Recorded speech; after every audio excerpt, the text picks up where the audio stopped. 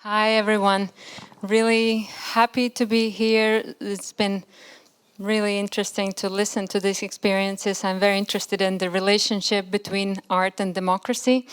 I'm going to speak to that as well. So I think there's lots of, kind of all these kind of levels of how we're addressing that topic today. I'm a researcher, so I'll be speaking from a social science perspective. I hope you're ready to receive some of that as well, along with artists and community activists and art organization practitioners. My name's Liene Ozoliņa, like Santa said, so I represent here, this Latvian Academy of Culture now in these new buildings that we're so happy about. It's like Daniel so opened with, the feeling that it gives you when you enter this space. It's a whole new energy to work. And we're also now neighbors with the new Riga Theatre Institute that's just a few minutes down this street. So I'll be speaking about socially engaged art as a resource for democracy. So it's a slightly sort of different take on the topic of today, but still very much, I think, relevant here. And like I said, from a sociological, social science perspective, so I hope not to be too joyless. Joy has been a theme today, and it is an important theme, but social science sometimes, sociology can sometimes bring you down, but probably in a way like it is necessary, so let's see how we fare. I want to start with this image. Like I mentioned, we're neighbors now with the new Riga Theatre Institute, and this neon sign is on the wall of the building where your office is located, right? So because I've been now walking along this street a lot lately, I hadn't seen this sign before. Maybe some of you have noticed it. It's because we couldn't pay the electricity bill. Oh, there you go. But so lately I've been looking at it. It's captured my attention every time I walk by. As I found out, it is an artwork by British artist Tim Etchells. Santa can tell you more about that project. That was a project called Written in Neon, Riga, a few years ago, where she also took part. For those of you who don't speak Latvian, the sign says, when you read this, think about the past. When you read this, think about the future. But the words are arranged, and this is typical to that artist, and the words are arranged in a kind of playful way that you can also read it as, or that's how I read it. When you think about, when you read this, think about past, future. So what captured me was this entanglement.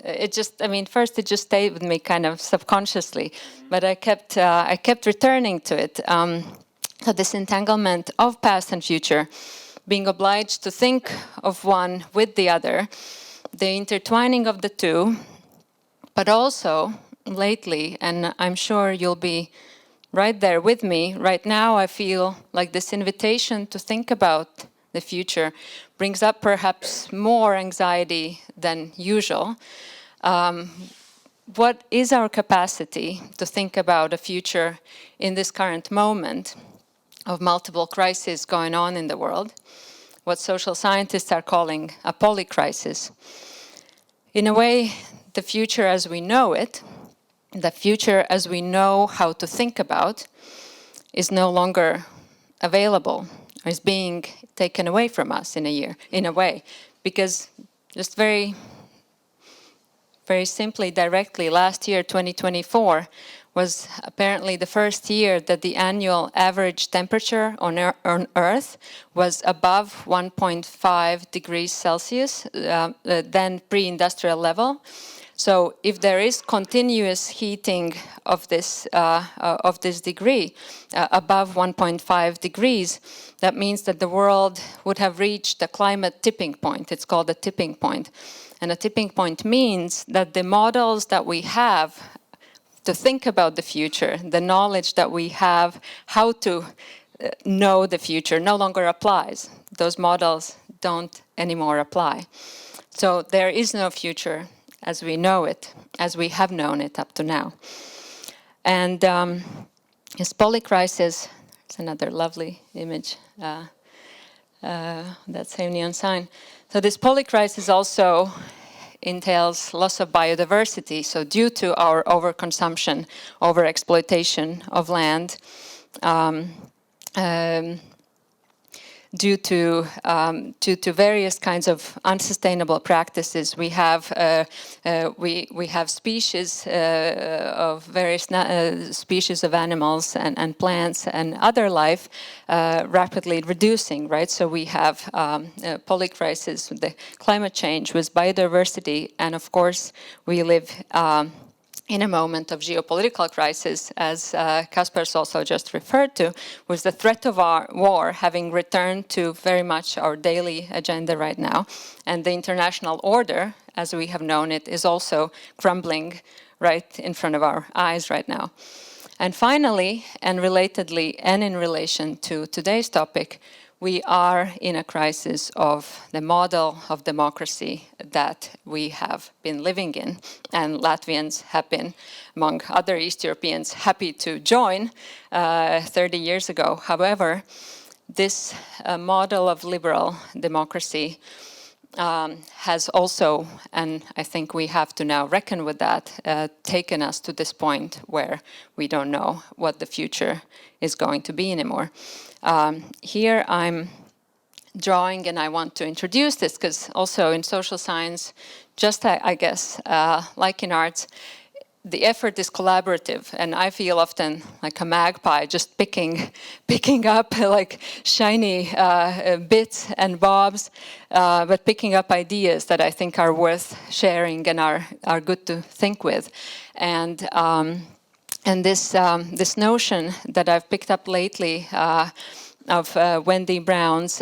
Wendy Brown is a political theorist right now at Princeton, and she has been talking about the need for thinking of what kind of democracy, basically, can we have anymore, and do we want to have these days?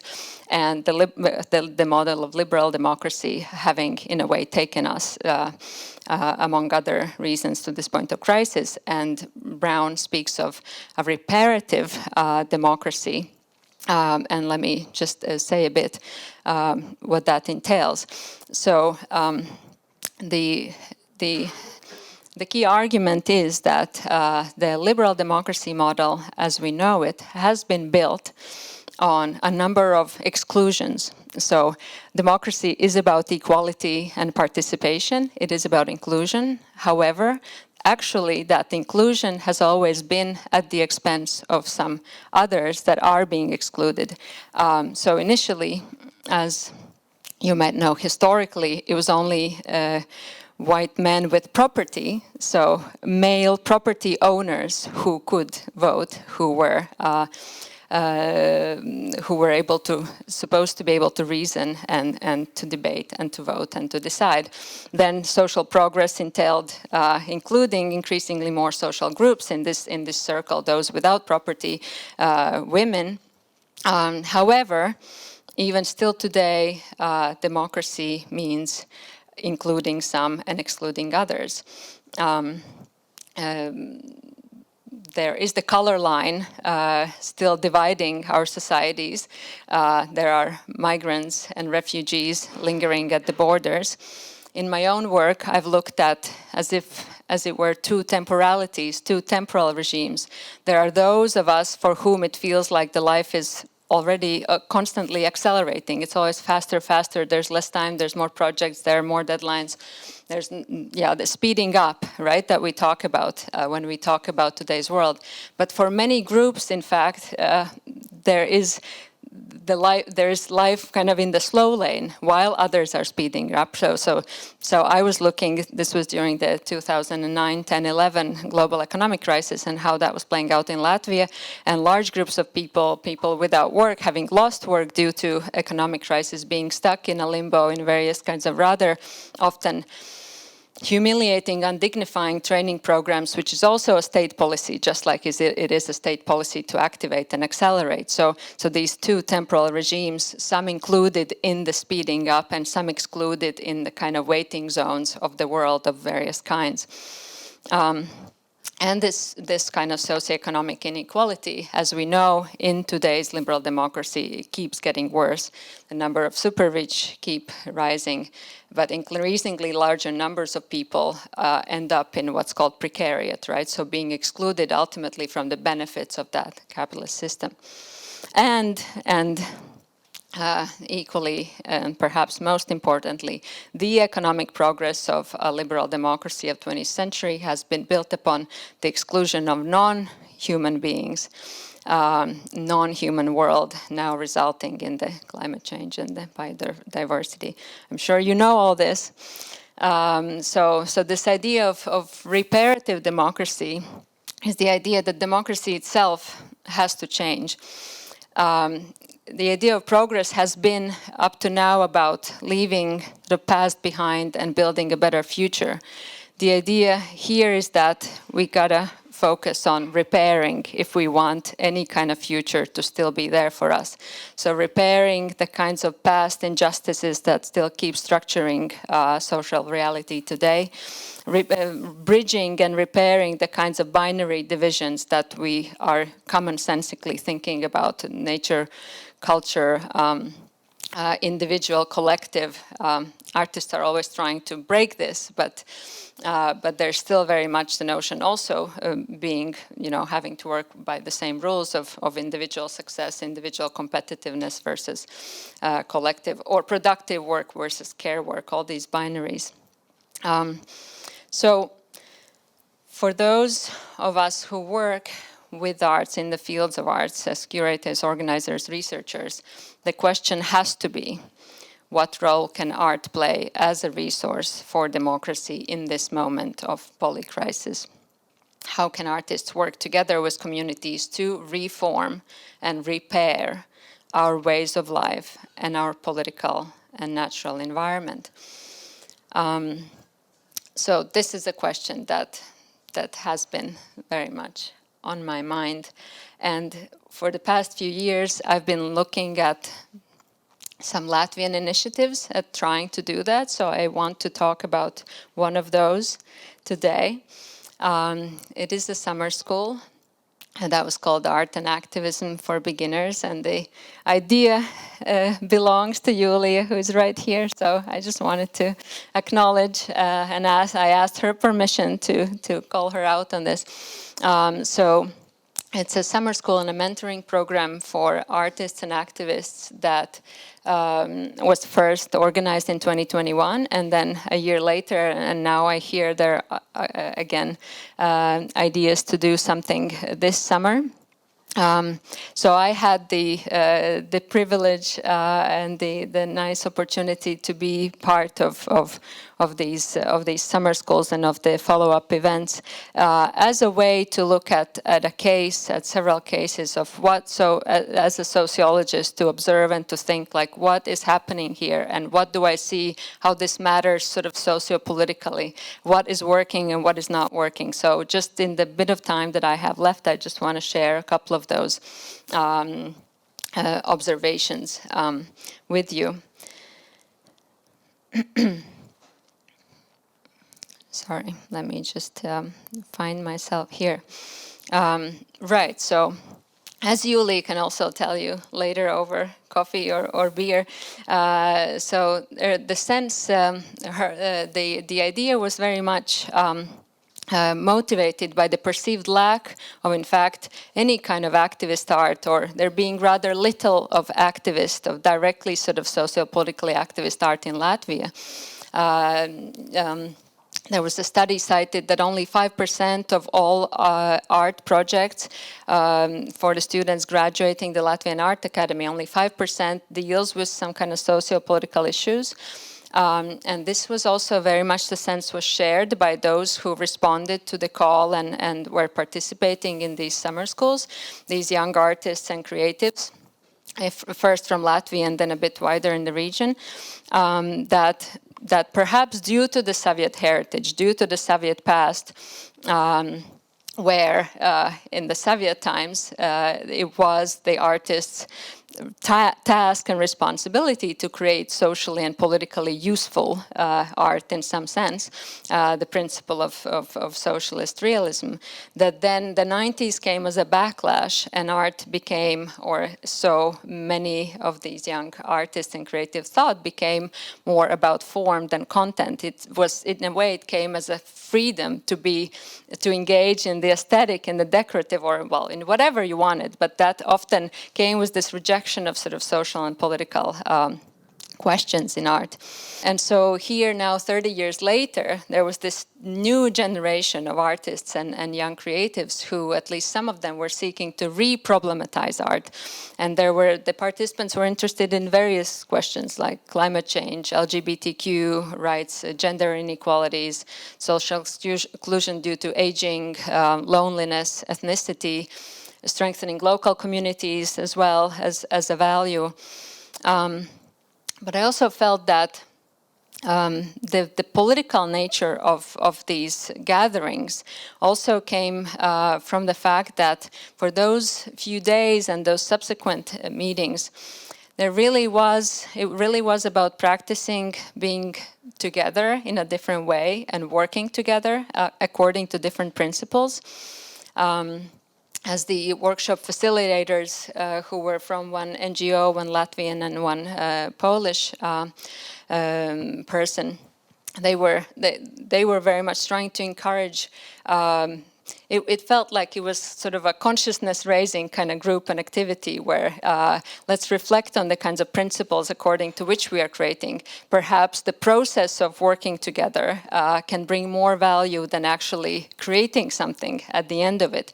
Can we create collectively rather than creating individually? What does that change? So these kinds of fundamental questions that in fact then felt very radical to the participants. It felt like a bubble that was unreal because it was operating sort of outside the principles of the art scene and of the social reality as we know it.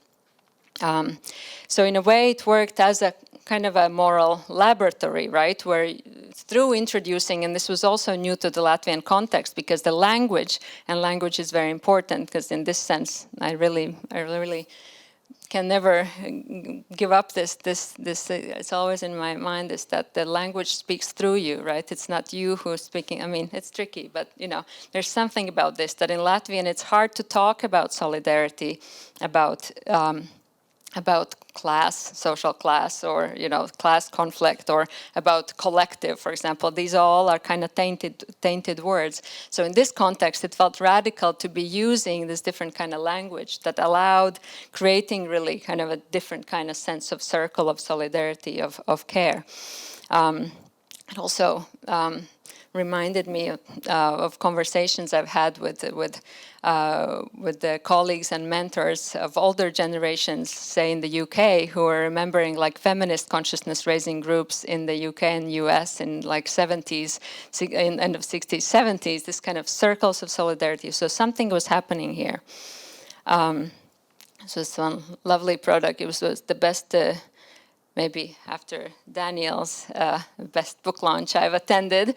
I don't want to take away from today's occasion that this was created in, put together page by page in pretty much half a day, and book launch was celebrated right there that afternoon. I remember I once turned my PhD into a book, and it was the most painful thing ever to organize that book launch because it felt so heavy and so, whatever. This was just, there was a lot of joy and fun, and that part of it was because it was like we're doing this together. It's not about like how amazing you are, how smart you are, It's about like working on an idea together as a group, as a collective, and the participants really bought into that, to use a very sort of commodified phrase. And at the same time, so I'm also thinking then in dialogue here with again some of my other friends and colleagues and sort of intellectual interlocutors. So along with colleagues and artists, there are also all these theorists who I think with. Chantal Mouffe is one of them, a Belgian political theorist. emphasizing, and I think it's important here in this context also, where I started was the crisis, that in fact to recognize that artistic practice always has a political dimension. So there is no apolitical art, and especially in the Latvian context, I think it felt like a sort of a radical realization that what we're doing here, it's not even about creating those projects that come out of this summer school, because those actually never happened, because that's also, well, in a minute, thinking about the obstacles of actually of doing activist art, but to recognize that artistic practice always has a political dimension, not in terms of the topic that it addresses, but in terms of the political being about how we are together as a collective, right? So in that respect, the way we relate to one another, the way we produce something, is a political act and a political fact. And so the critical potential of art being constituting identities, constituting a different kind of sense of self, exposing also, in our current society where very much there's common sense that organizes us. And to expose the senses, to expose that, no, we can think differently about something is already a radical act. So that's number two. So with this sort of new kind of solidarity circles, new identity construction, and exposing what we think doesn't work, art can be political even when it doesn't kind of directly try to be or directly addresses political topics. And to bring this to conclusion and to think of also of what we are struggling with and what our obstacles are.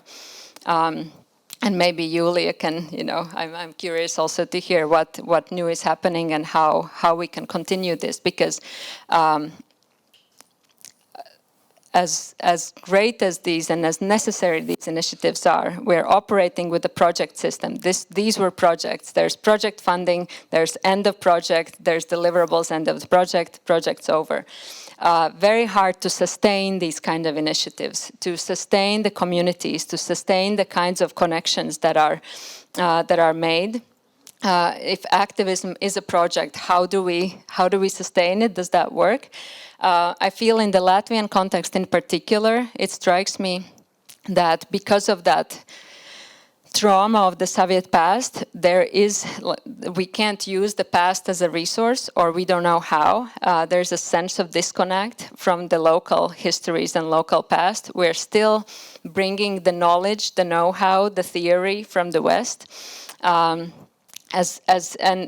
we might be aware of that, we might be uncomfortable with it, but still the hierarchy of sort of where is the know-how is still, we're still practicing it that way, that the knowledge comes from the West and here we're only implementing it. So can we connect, how can we connect to the, for example, local histories of activism that are there, but we hardly know about those. So I guess that's a task of, among others, of researchers, and some are starting to do it.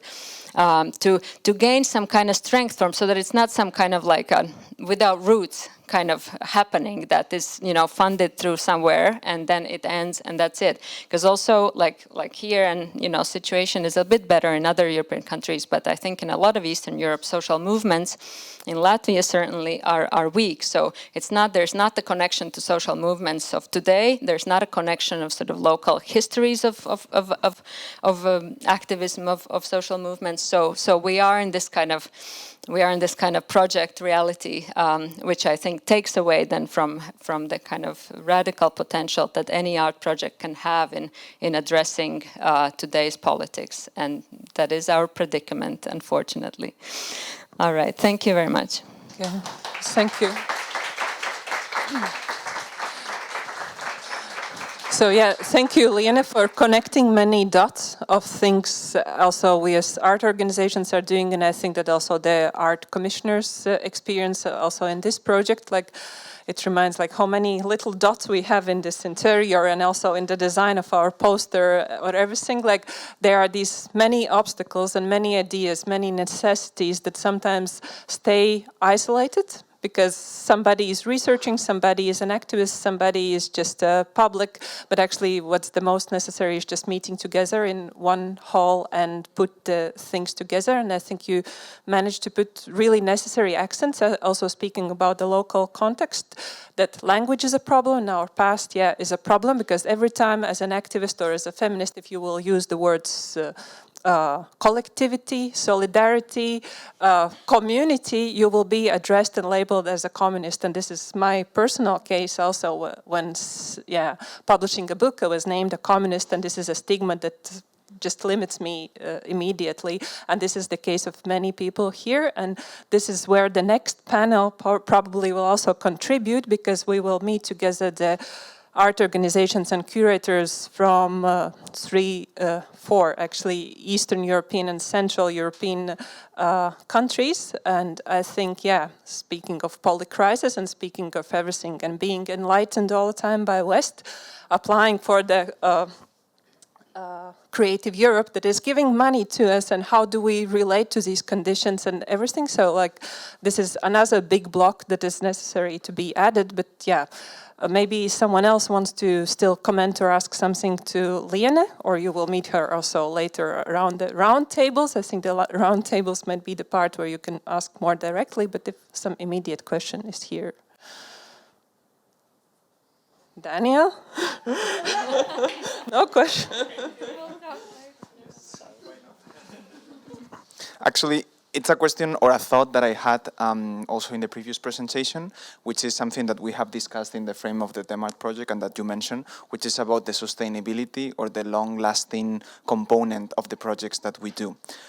Because of the project nature of activism or Creative Europe projects and the difficulties to find sustainability into those projects. And also in connection to the previous presentation, about how to actually make these projects sustainable through time, which was one of the priorities in our case.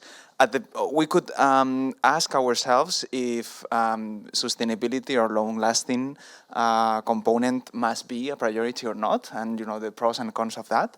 But I'm curious to know if you see any kind of connection between how to put it in a way, do you think like the project-based structure we are like somehow inserted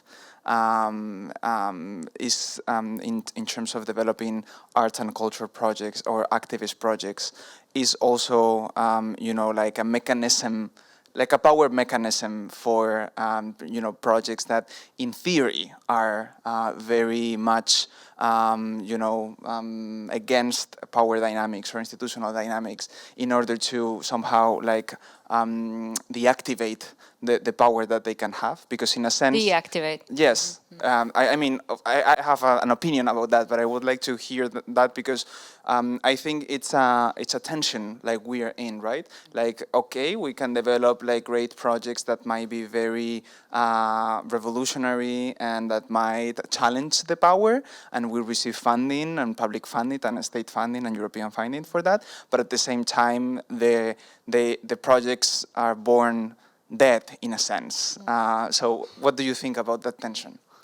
Yes, I'm very curious to know what you think, but we can talk later, hopefully. I mean, yes, like I was suggesting, and that is my concern and my observation that this project structure, that is in a way, not the only one or the dominant one that we have for getting some funding and for doing something, is exactly it sort of inbuilds the short life of the project. That, like, I mean, very very simply and practically, the people don't meet anymore after the project is over, or only some of them do. I mean, maybe we have to be optimistic and be like, oh, if some do, maybe some connections. Like I always remember Obama had this sort of, no, we got to look long term, guys. Like, we still live in the best of times right now.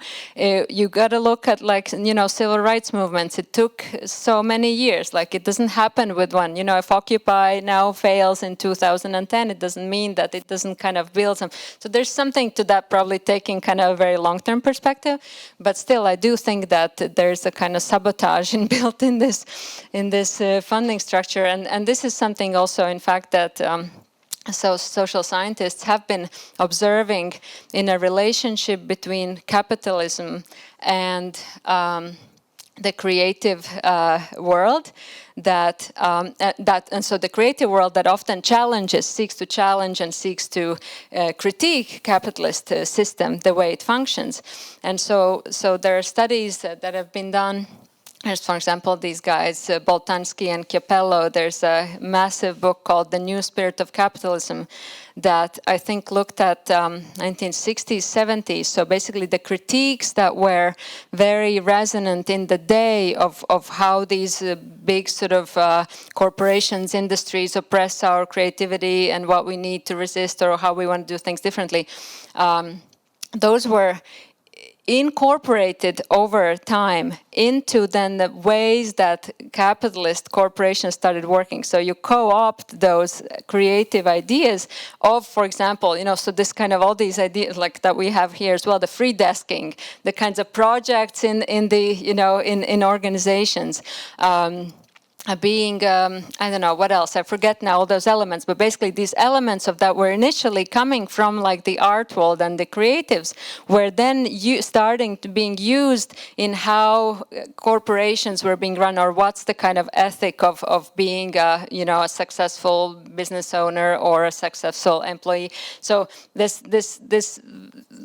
very sad, historical dynamic between the creative sphere, the art sphere, and the kind of dominant economic model that kind of saps out the kind of creative ideas and uses those eventually again. So this project idea comes, I think, from like art, various art initiatives that there was like, oh, we can do projects within organizations. Like that wasn't always the case. The project is a rather recent thing, but so how it's.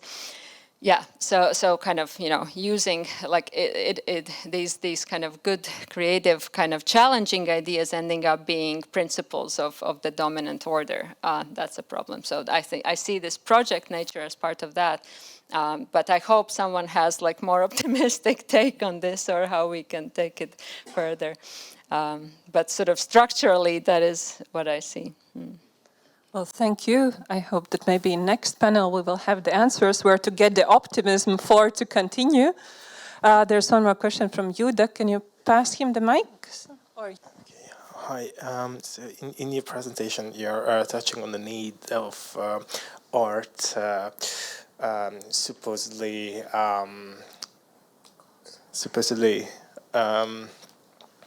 having to influence politics. And so, how do you see that with so many projects coming from, for example, from the EU funding, or certain governments deciding that they will defund or not fund certain projects, but then, like, let's say the EU is like making these projects possible in the backyard of those democratically elected states. And then what are the challenges here, and how do you see, like, is it something to overcome, or is this all right, or is it enhancing this supposedly necessary process, or are you conscious about this? What kind of level of independence is needed in order for art to be politically influential when we are queuing up for state funds? But did I understand, did you mention, like, were you making a difference between, like, EU funding specifically? And what did you mean by it in the backyard? Well, there is, I think there is an aspect of, like, kind of like a guerrilla war here, no?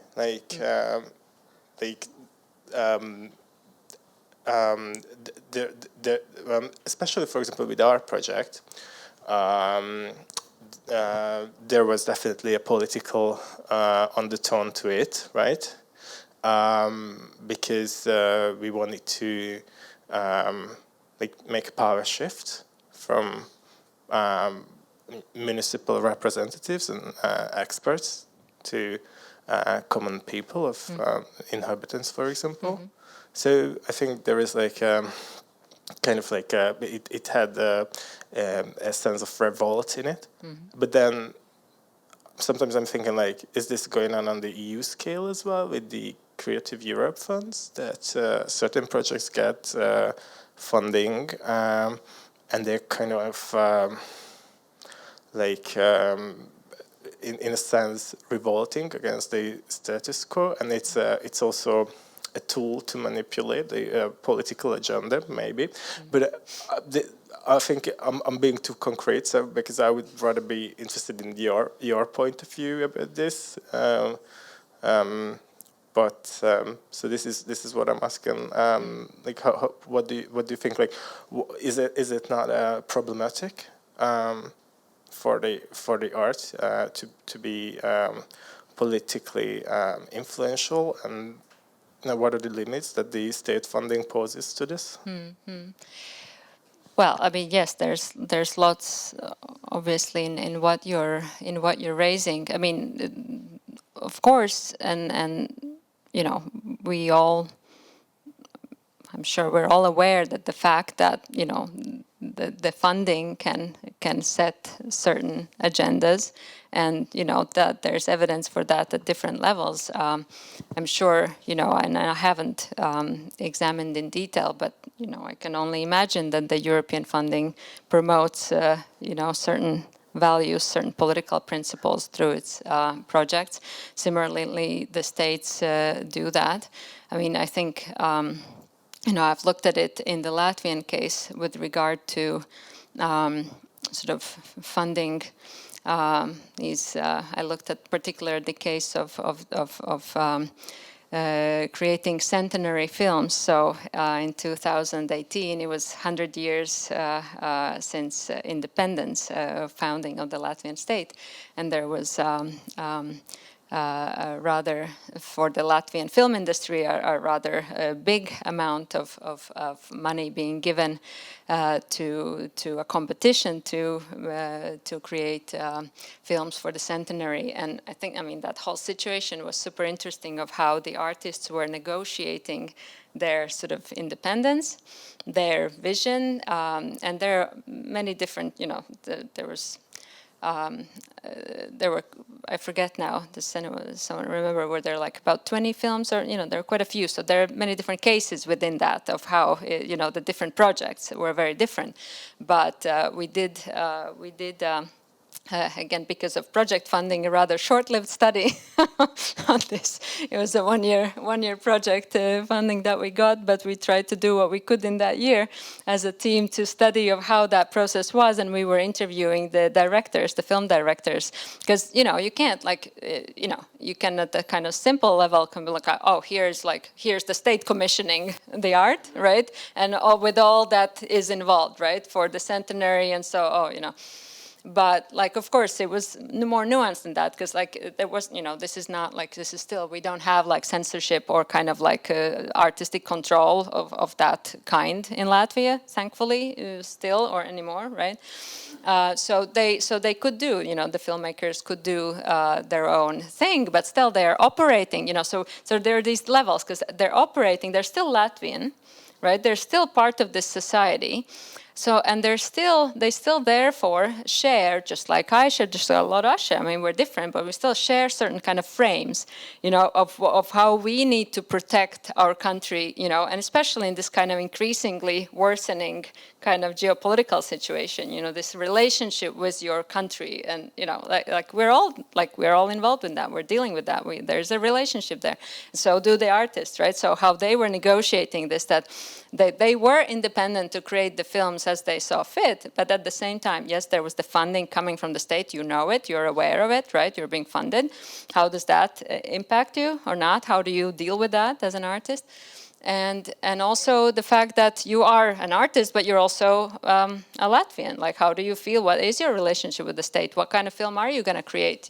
How do you feel about the centenary, right? All of that, all those politics is right there. Even if not in this kind of direct way of this being funded by X, so therefore, there's the product. It doesn't have to happen so cruelly, but it's a very complex relationship that, you know, we did a little bit of looking into. I'm sure you could, you know, see how people deal, how organizations deal with like doing EU funding, and, you know, you have experience yourself of that. Well, yeah, I wanted on the part of EU funding to say that luckily they have this disclaimer whenever we use their money to say that views and opinions expressed not necessarily reflect those of European Union.